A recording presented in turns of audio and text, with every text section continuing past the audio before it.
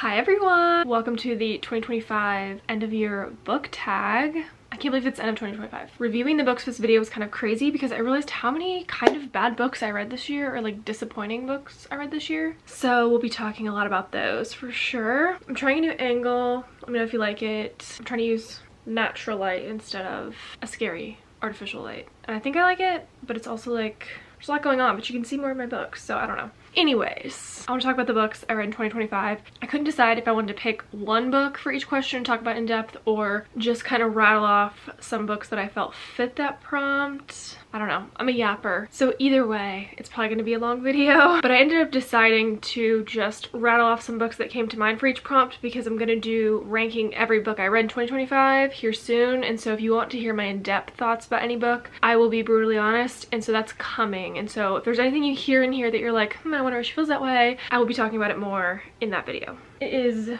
only December 9th, so there might be a few books that we squeeze in before the end of the year. That's the TBR stack right there. Mostly holiday books. Don't anticipate them being earth-shattering, but who knows. So we're just gonna do everything I read from the 1st of January to December 9th. Kind of starting off on a somber note, most disappointing book of the year. Unfortunately, I had quite a few of these. Of course, we all go into books with positive intentions. We all want the books we read to be good, but it's just not possible for them all to be. But I feel like I got disappointed quite a few times this year. So here are a few of those. Don't Hate Me, Bury Our Bones in the Midnight Soil, Love in the Time of Cholera. Sorry, Mom, that's her favorite book. Hated this book, This Is How You Lose the Time War, The Summer I Turned Pretty, Iron Flame, Five Survive, Off to the Races, The Search, Where'd You Go Bernadette, and The Silent Patient. All of those I was super excited for in some capacity, and they disappointed me in varying degrees. Some of them are worse offenders. What was an overhyped book that you read this year? I also feel like there were a handful of these. Again, don't hate me because these are hyped, so you probably like them. Doesn't mean they're bad books, it just means they weren't for me. Fourth Wing. Please don't arrest me. I think Fourth Wing is good, don't get me wrong, but do I think it's worth being like one of the highest rated books on Goodreads? No. The Search, Every Summer After, This Is How You Lose the Time War, and Bury Our Bones in the Midnight Soil. All of those I felt like the hype surrounding them was way too much. A book that surprised me. Now, since the last two were kind of negative, I did pleasant surprises, so these all were a nice shock. If It Makes You Happy, Bride was probably the biggest shock on this list. Anne of Green Gables, The Love Hypothesis, The X-Vows, and Icebreaker. All of those surprised me pleasantly. My favorite book couples of the year. Now, I love this question because I love to read romance, for one. I think it's funny because before I was a reader, I looked down upon romance books. Like, I thought they were so weird. Why would you read something like that? And now that's the bulk of what I read, which is so funny. So anyway, my favorite book couples. Charlie and Nora from Book Lovers, Peyton and Kai from the Powerless series, Georgia and Eli from The X-Vows, Joan and Vanessa from Atmosphere, Daphne and Miles from Funny Story, Wes and Ada from Swift and Saddled, I think that's the second one, Olive and Adam from The Love Hypothesis, Brianna and Jacob from Yours Truly, Misery and Low from Bride, and Michelle and Cliff from If It Makes You Happy. All of those had some gorgeous tension, banter, flirting, some of the best of the year. My favorite main characters of the year, I also enjoyed going back and reflecting on this question because, I don't know, I feel like I don't think about it that often maybe, I don't know. Elizabeth Zott from Lessons in Chemistry, Misery from Bride, Jacob from Yours Truly, Anne from Anne of Green Gables, Joan from Atmosphere, Georgia from The X-Vows, Haymitch from Sunrise and the Reaping, Lucy from First Time Caller, and Nora from Book Lovers. All of those people blew me away. Their character depth, their growth,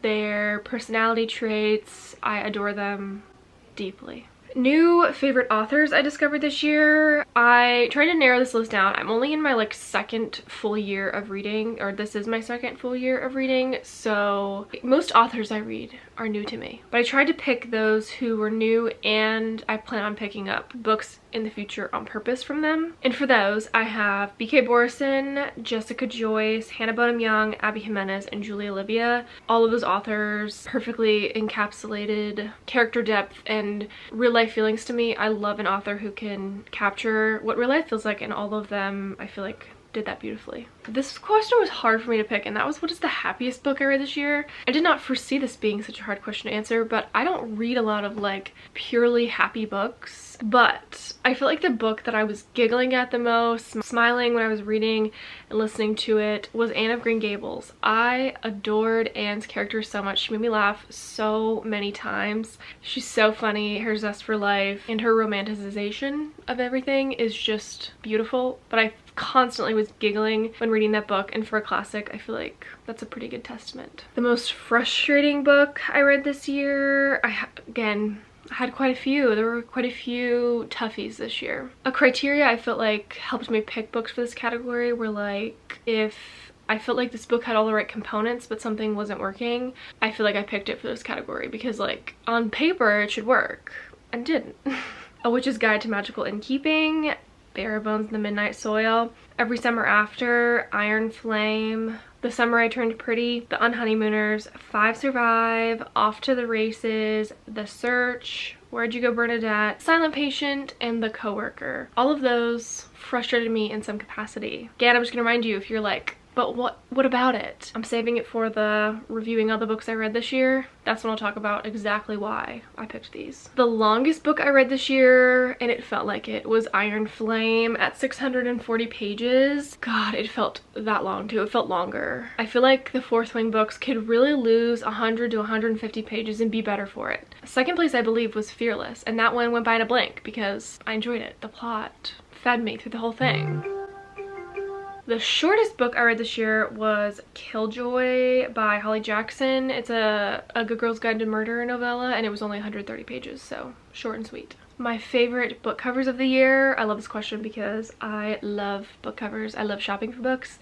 I love looking at books. So I have If It Makes You Happy, Here We Go Again, which is the first book I ever shopped a book by its cover on. Like, I saw that in Barnes & Noble. I was like, this looks like something special, because that's how beautiful that cover is to me. The Lila Sage books, of course, they're like some of the most beautiful books on the market. All My Mother's, First Time Caller, and first place winner, the UK edition of Atmosphere. This book is ridiculously gorgeous, and if my aunt had not bought it for me, I don't think I would have owned it, and I would forever regret it. This is just stunning in every sense of the word.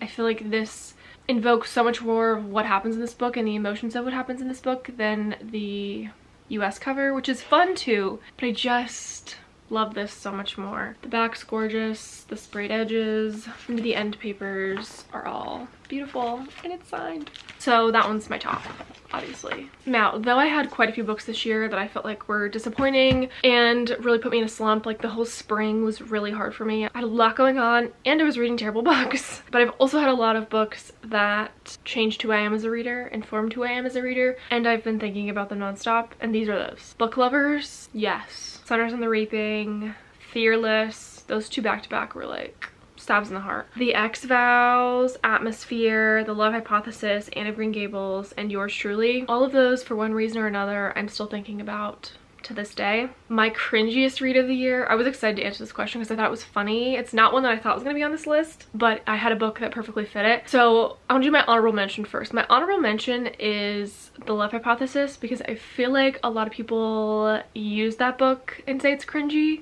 and I personally loved it. I did not cringe. I don't remember at any point cringing in that book.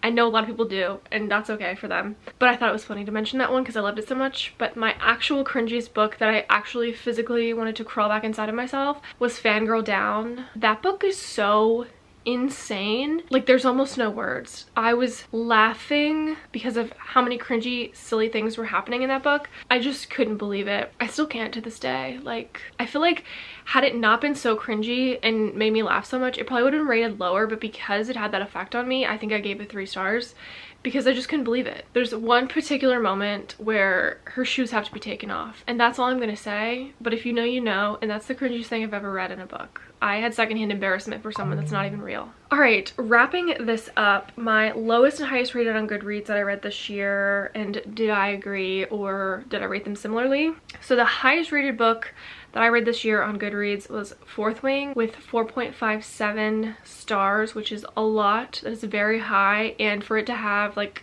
a lot of reviews, let me see. For it to have 3 million reviews and maintain at 4.57 is pretty crazy. I do disagree. I rated it 4 stars, and I think 4 stars is valid.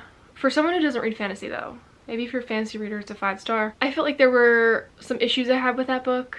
Not like huge problems or anything like that, but like for it to be one of the highest rated books on Goodreads period is a little bit crazy to me. It's good, but not that good, and I'm sorry, Fourth Wing girls.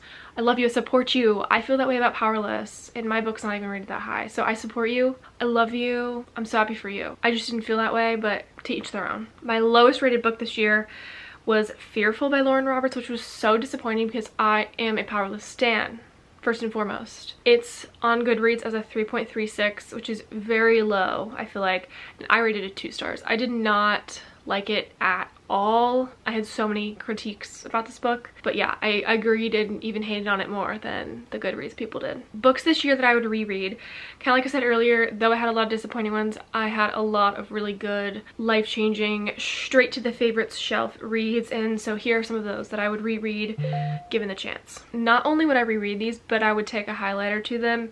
Anne of Green Gables, The Love Hypothesis, Book Lovers, Funny Story, The X-Files, If It Makes You Happy, Sunrise on the Reaping, / the rest of the Hunger Games series, and I can't believe I haven't done that yet, and Atmosphere. All of those I would reread. If like Time or No Object and my TBR weren't 1,000 books long, I would reread them and highlight them. All right, and last but not least, to talk about my reading goal, if I met it, and my plans for next year. I set my reading goal for 2025 at 70 books, which I think I did 65 last year, so I upped it by 5, and I feel like that was a good goal for me. I'm currently sitting at 63. I'm reading book 64 right now, and I'm pretty determined to get to 70 by the end of December, especially with winter break in there. I think I can make it happen. It's gonna be close though, I'm not gonna lie to you. Life events and a couple of reading slumps really held me back from what I could have been capable of this year. So I think it was fitting, and I think I will meet it, hopefully. You'll find out soon. For next year, 2026, looking ahead, I'm thinking of keeping my reading goal the same at 70 because it felt doable. I think it's an average of 5 books a month to make that happen, which feels reasonable with